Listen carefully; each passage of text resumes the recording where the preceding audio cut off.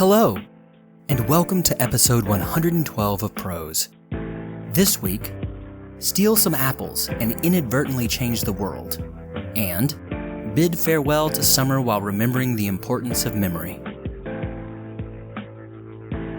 As your ears probably have been telling you, yes, I am still on the road, so you'll have to forgive any variance in sound quality. Different rooms and different closets make for strange recording. I appreciate your patience, dear listeners. I do hope you will go follow the show on social media under @ProsePodcast across platforms. If you are enjoying the show, please go click the 5-star button for Prose wherever you're listening. Maybe leave a review as well. I love to hear your thoughts, and it really helps out a lot. For easiest access to the show, subscribe using whatever podcast app is your favorite. Lastly, check out the Prose Patreon page at patreon.com/Prose Podcast and consider supporting the show there. Both heaps of gratitude and a little swag come with that deal. Thanks for listening. Let's get to the tales, shall we? This week, we have Apple Thief Charlie and Autumnrunner. Enjoy.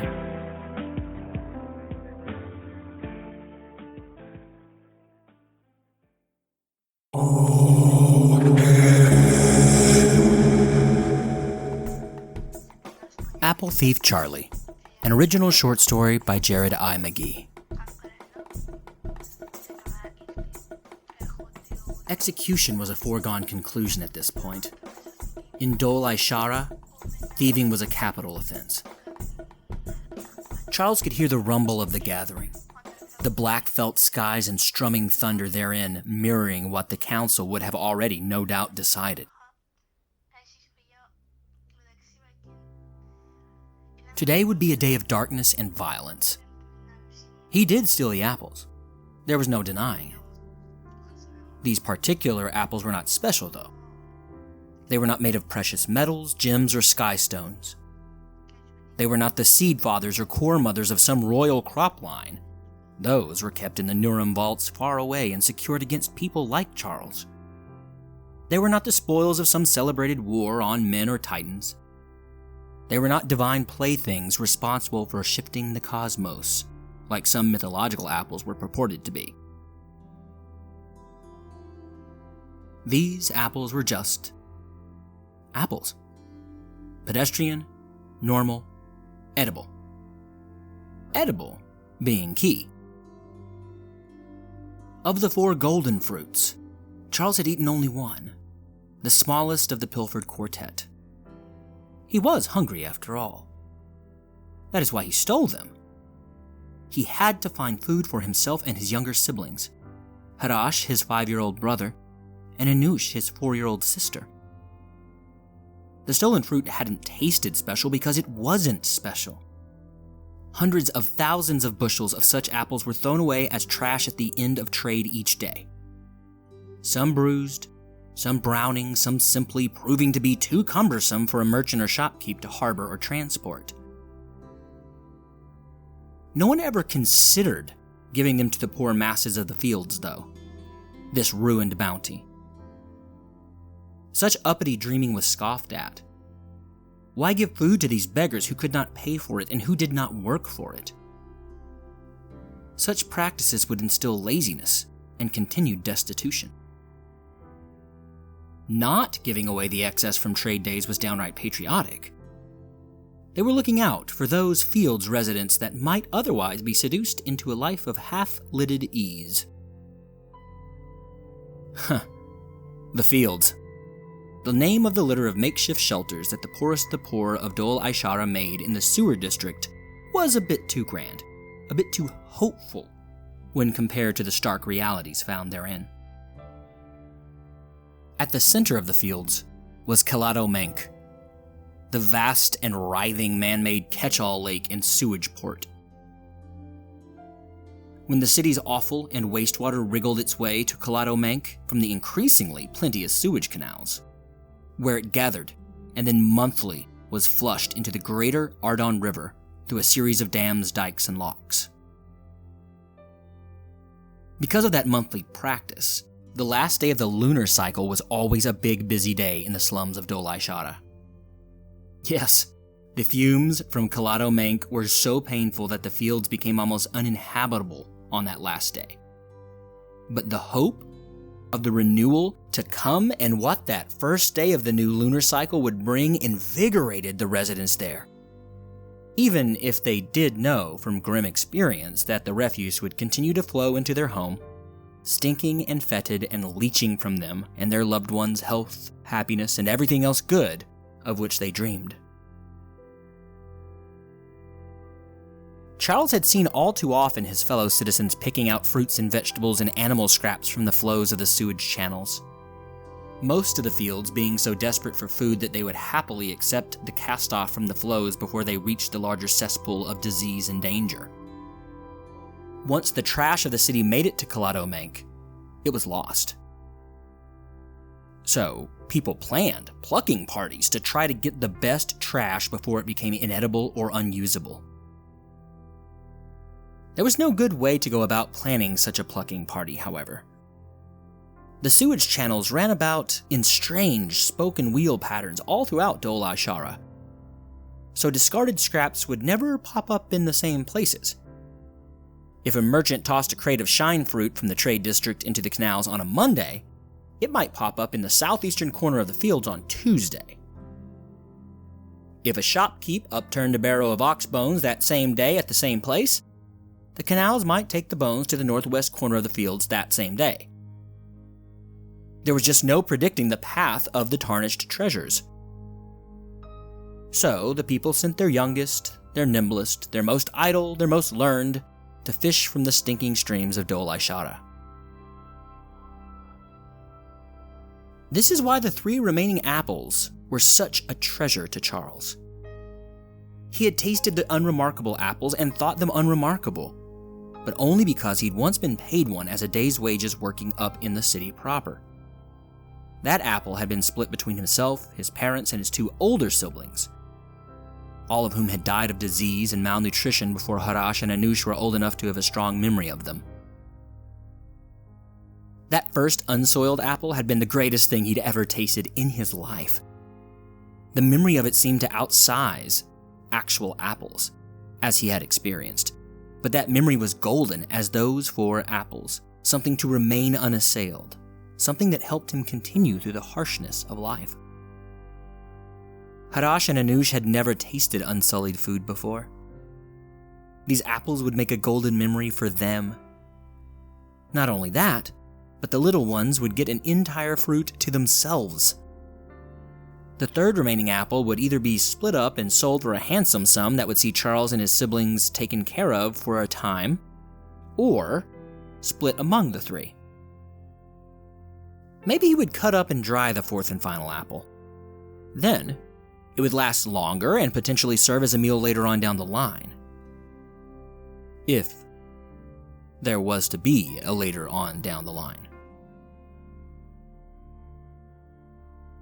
Charles shook the torrent of thoughts from his head and continued to make his way among the growing shadows.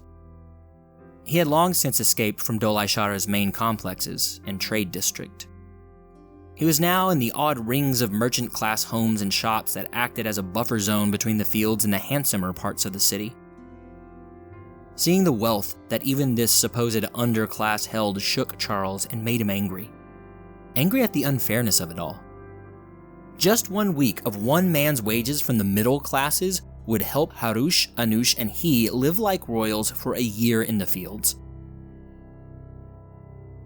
Some of the men in the fields had begun to speak about this inequality. At first they had whispered of rising up against these selfish pigs of Dol Ashara. Then they began to speak about it openly in the streets. Recently, they had begun to shout it while standing on crates in the makeshift squares of the shanty kingdom there on the edges of life in Dol Ashara.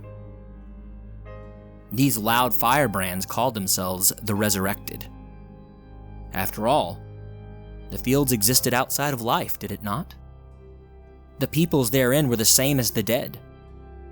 Forgotten, buried away, only thought of in abstract terms, both there and not there at all. The only difference was that the dead of Dol Ashara were venerated and remembered and given markers. The people of the fields were actively forgotten, and the forgetting was relished by the upper classes. The growing unrest is how and why the council moved so fast today. They had already been pushing back against these curs trying to get uppity and upend the natural order of the world. "A dog needs whipping now and again to keep it in line," they reasoned. When the calls of "thief" had echoed through the bazaar, the authorities moved quickly. For once, Charles was glad of the council's fell powers. Their anger manifested itself in the blackening skies, and those charred clouds let him know that there was no time to tarry or creep. He'd been as fast as the lightning that was beginning to streak above head as he made his way out of Dol Shara. Despite all of his meandering thoughts, he'd made it out of the midsection of the city and entered the fields. To his surprise, people cheered him as he slowed his pace to a jog. Several men who wore the newly minted uniform of the resurrected, a simple browned and mottled scrap of cloth around their abdomen, clapped him on the back or chuffed at him like the lions of the plains. Rather quickly, Charles realized that the news of his theft had made it home before he did. Rather quickly, Charles became worried that this might mean that his time was finished, that the authorities would have him in no time. However, in the time it took him to have these realizations, the people of the fields quashed his fears with more cheers, well-wishing, and whispers of, "We'll never let them have you, apple thief." Charles finally came to one of the few openings between shanties in the fields that acted as a square. Umasa Grounds, it was called. The gathering of people was so thick there that he halted. Gerald, an older grizzled vet of some forgotten war with a neighboring city-state, heeled out and away from the crowd. Everyone called Gerald Dodger, though, because he could dodge steel and trouble and hunger and slighted women and, most importantly to Charles right now, thief catchers. Dodger extended a hand of friendship, which Charles eagerly accepted, clasping the man's forearm where Dodger did the same to him in return.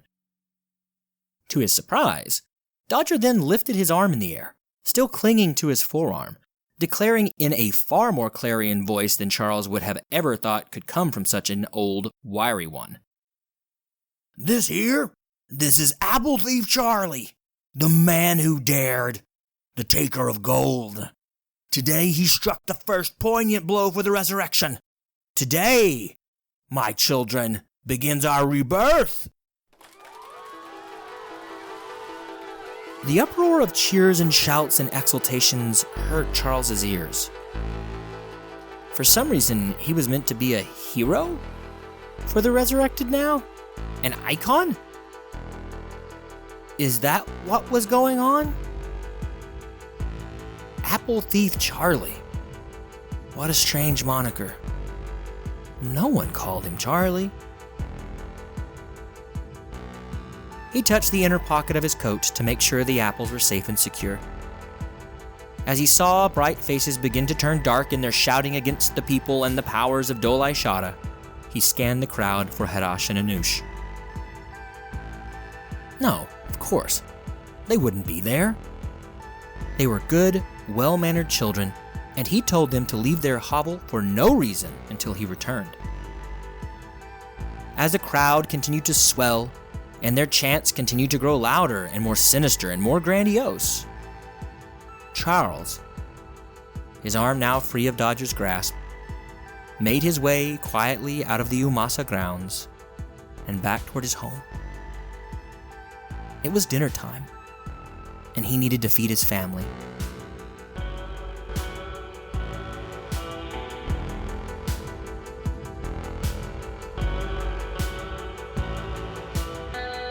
Thank you for listening to Apple Thief Charlie, an original short story by me, Jared I. McGee.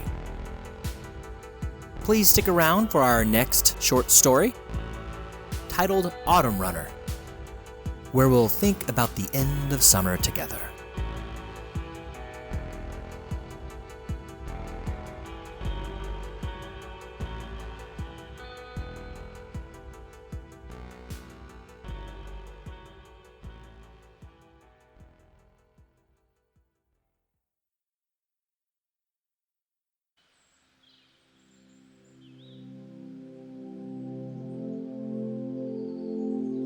Autumnrunner, an original short story by Jared I. McGee.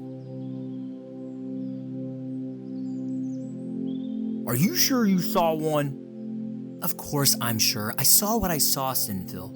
And I didn't just see one. I saw a small cadre of them. Where? Where did you see them? Again, I saw them bobbing and weaving and leaping all over the forest line, right over there. They were moving quite swiftly through the undergrowth and on the logs and, some of them moved in and on the trees themselves. How do you know your mind wasn't being fanciful, Stein? We all know how you like a good story. We all know how you daydream. All day, every day. Do you think that I would take a chance of dooming us all, Sinphil? If this were one of my fancies, or one of the tales I so rightfully enjoy, I would not gamble our lives and the lives of the entire village on it. I saw what I saw. Do you even remember what the elders said they looked like, Sin? Uh-huh. Right, I thought not. You never listen to stories. No one does. Everyone sees them as fancy drivel that can be forgotten. Fantasy that can be shrugged off. Do you really think that the plowman's work is worthwhile if the Autumnrunners are back? All the toil we put into the ground and the trees won't mean a thing if they are. Yet, no one but the Senex and me know what they look like. Well, let me re-educate you then, Sin. They are small, almost so small they are missed by the eye. Look down at your thumb now. See that? Yeah. Their younglings are maybe 1/10 of that size there. Their adults, upon reaching full maturity, might be the size of your thumb. Well, maybe not your thumb, Sin. You big-handed lummox, but you get my point. They're tiny. For something that signals the end of the eternal summer, they are far too small indeed. The other thing to note, if you remember from the Senex's stories around the communal fire, and I'm sure you don't, is that they blend in well with the fallen limbs and leaves. They are like the forest floor come to life. The last time our great-grandsires saw snow fall upon the earth, the Autumnrunners began as strange mottled patterns of light brown and white and maybe a touch of green.